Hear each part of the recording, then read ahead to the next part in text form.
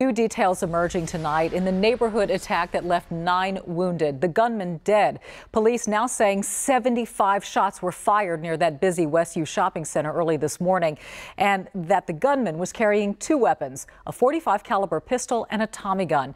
What's more, police say the shooter was stocked with 2,600 rounds of ammunition. A motive, though, still unclear tonight. We have live team coverage of this story, beginning with Jennifer Bauer, who spoke with one of the victims of this mass shooting. Jen?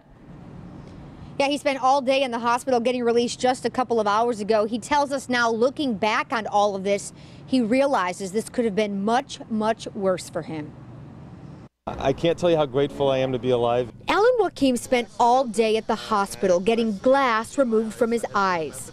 I've got all embedded in my face and all over my arms, as you can see.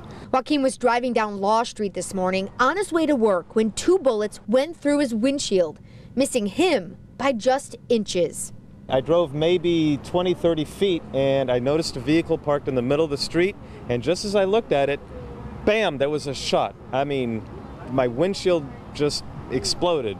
He is one of 9 people who was shot by the suspected shooter. People who live in this typically quiet neighborhood heard the shots and started calling 911. Multiple officers engaged the suspect, who was shooting randomly at passerbys, as well as anybody he could put his sights on. Police have collected nearly 100 pieces of evidence from the street that will need to be processed, including 75 spent shell casings from both the shooter and the police. We're live tonight. I'm Jennifer Bauer, KPRC, Channel 2 News. Thank you, Jennifer. Our team coverage continues now with Channel 2 investigator Robert Arnold with new insight into the man at the center of this investigation, Nathan Desai.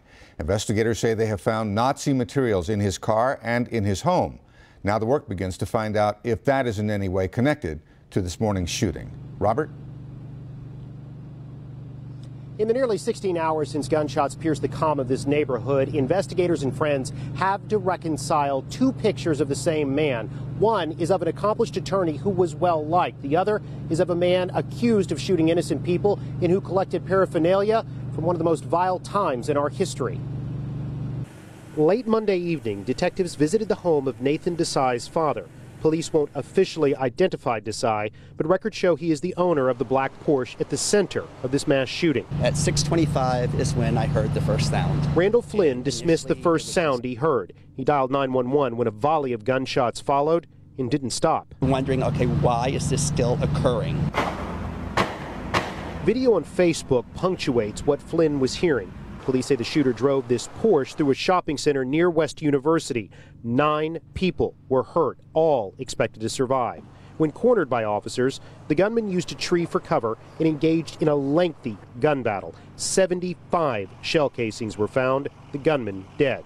Sources say he was wearing an antique German uniform with swastikas. Video shows Nazi paraphernalia pulled from the car. Our sources say more Nazi paraphernalia was found in his condominium. To what extent that played, I don't know, because there's also other, what I would refer to as historic or vintage military stuff within the apartment going back to the Civil War. Police say the shooter had 2,600 rounds of ammunition and was armed with a pistol and an old-fashioned Tommy gun, a weapon that looks like this. I said, not Nathan. It can't be Nathan. It can't be. Earl Spielman says the Nathan Desai he knew was friendly, trusted, and a man who joined other attorneys at a regular card game. It just doesn't make sense because he was so friendly, he was outgoing. Desai's father told us the only trouble he knew was his son's law firm was struggling financially. He's worried about because his law practice is not running good, so he's worried about that all the time. Police say they do believe the gunman acted alone and as of yet have found no ties to extremist groups. His motive is still unknown. Reporting live from Southwest Houston, Robert Arnold, KPRC, Channel 2 News. Thank you, Robert. We do have expanded coverage of this story both online and on all of our digital platforms. Just head to click2houston.com for more video from witnesses, and there's the latest on the investigation. It's all right there for you on the homepage.